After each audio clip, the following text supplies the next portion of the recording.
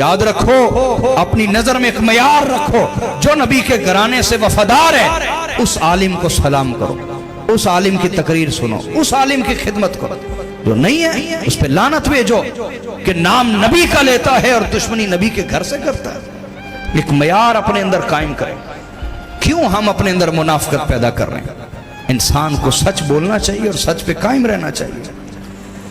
आपने कहा कि हमने 3 दिन यहां खाना खाया है, मुझे हया आई कि मैं इसे जलील कर दूं, बस मैंने पर्दा रखा। ये है इमाम हसन मुश्तबा। तकलीफ में वहां से निकले, मदीना आ गए। जब मदीना चंद हफ्ते क़याम किया तो एक शख्स इसी तरह का आया, एक्स्ट्रा नेक आदमी। क्या इजाफी नेक आदमी, एक्स्ट्रा नेक, इजाफी नेक। आज भी एक्स्ट्रा नेक है ना, इजाफी नेक, जो नेकियां इजाद कर करके माज़अल्लाह वो नेकियां भी करते हैं जो रसूलुल्लाह ने भी नहीं की, खुलफ़ाए राशिदीन ने भी नहीं की। एक्स्ट्रा नेक एक आदमी आ गया, हुजूर मैं आपका गुलाम हूं, ये खजूरें कबूल फरमा लो। उन खजूरों में जहर था, खाते ही गए, जहर पूरी बॉडी में, पूरे जिस्म में फैल गया।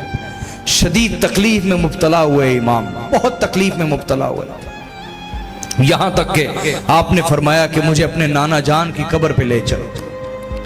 कब्र रसूल पर आए, हुजूर की कब्र से लिपट गए, कहा नाना जान ये है आपकी उम्मत जो आपकी औलाद को किसी जगह सुकून से नहीं रहने दे रही, किसी जगह सुकून से नहीं रहने दे रही आपकी उम्मत, आपका कलमा पढ़ने वाले, कि मैं जहां भी जाता हूं जहर से मेरा इस्तिकबाल किया जाता है।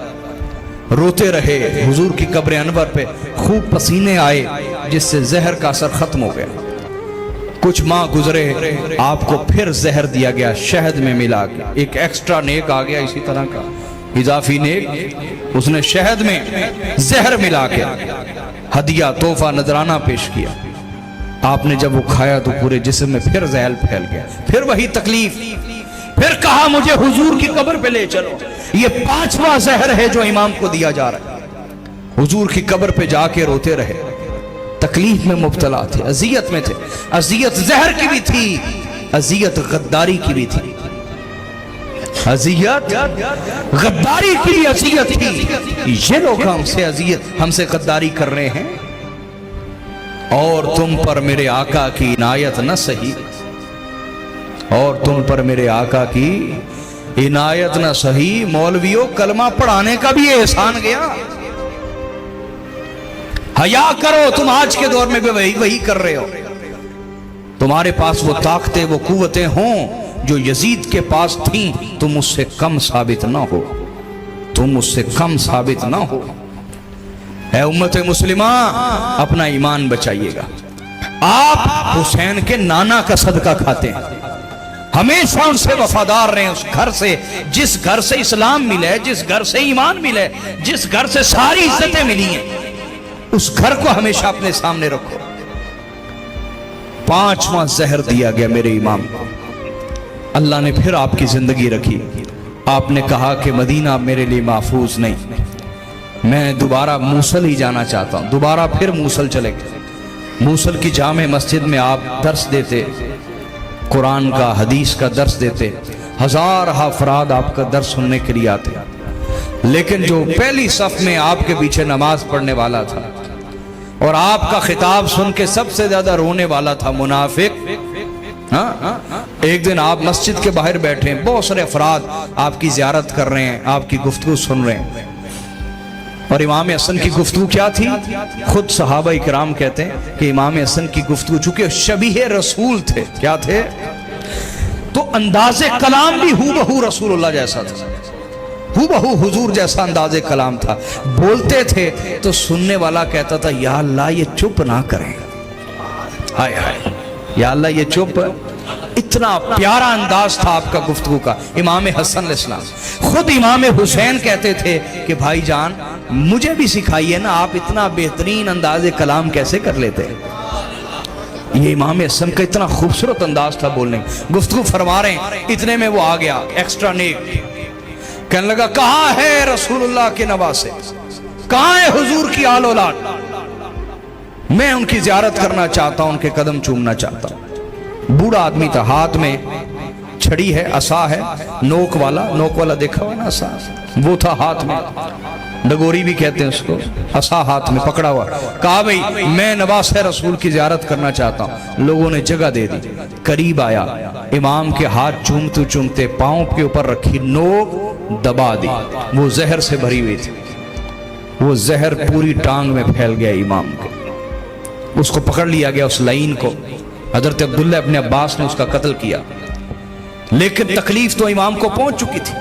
یہ ان ہستیوں کو تکلیفیں پہنچی ہیں جنہیں ادنا سی تکلیف پہنچانا بھی اذیت رسول ہے, اذیت رسول.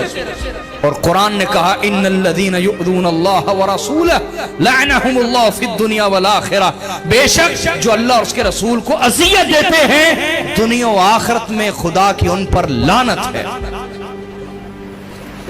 دنیا و آخرت میں خدا کی ان پر جو رسول کو اذیت دیتے, انہوں نے رسول کو اذیت دی.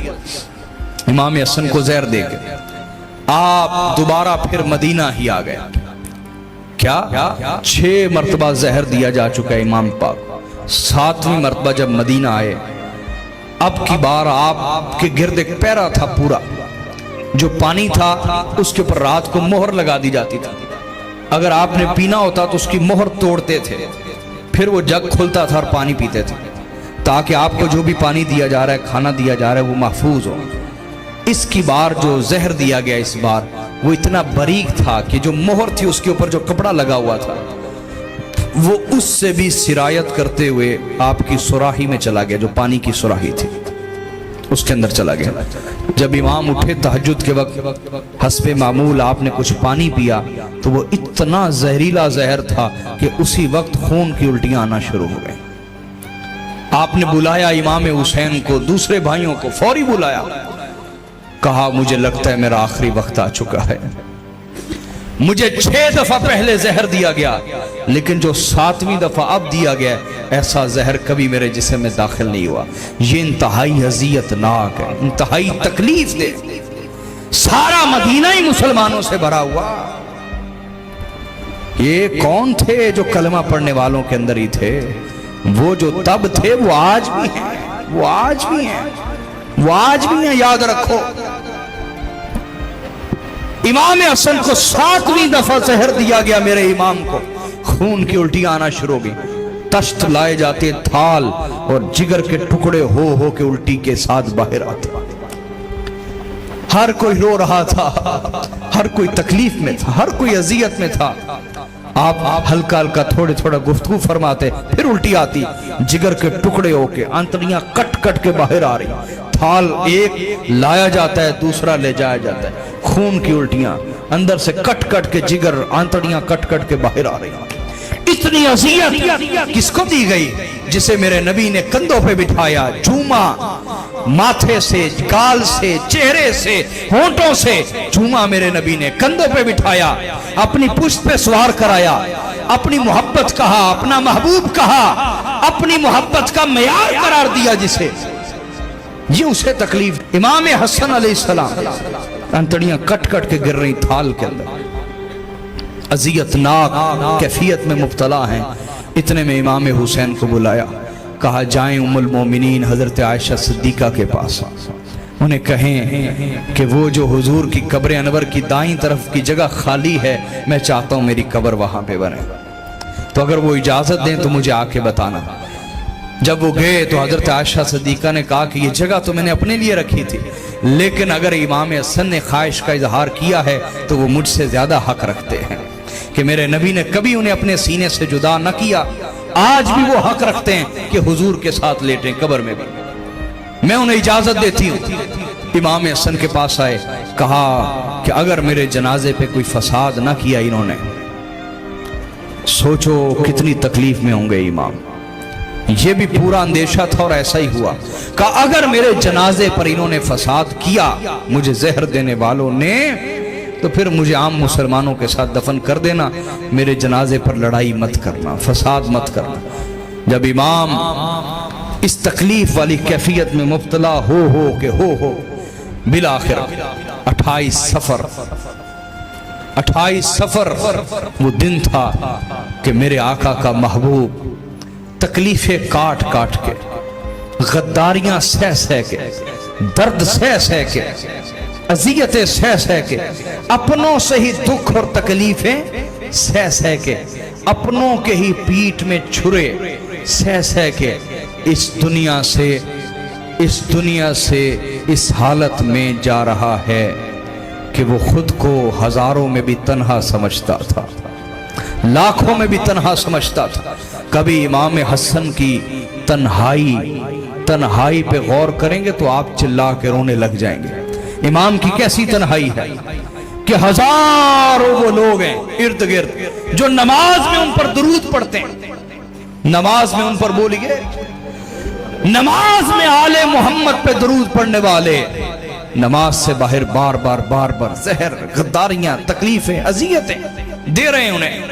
میرے امام بڑی تکلیفوں کے ساتھ گزرتے ہوئے اپنے گھر والوں کو وصیت کرتے ہوئے کلمہ شہادت پڑھا، روح وفس انصری سے پرواز کر گئی۔ جب جنازہ اٹھا امام حسن کا، کبھی جنازے پر بھی کسی نے گولی چلائی، کبھی جنازے پہ بھی کسی نے تیر چلایا، مروان نے تیر چلایا۔ مروان گورنر تھا، کس نے بنایا اسے گورنر؟ کس نے اتنے اختیار دیے؟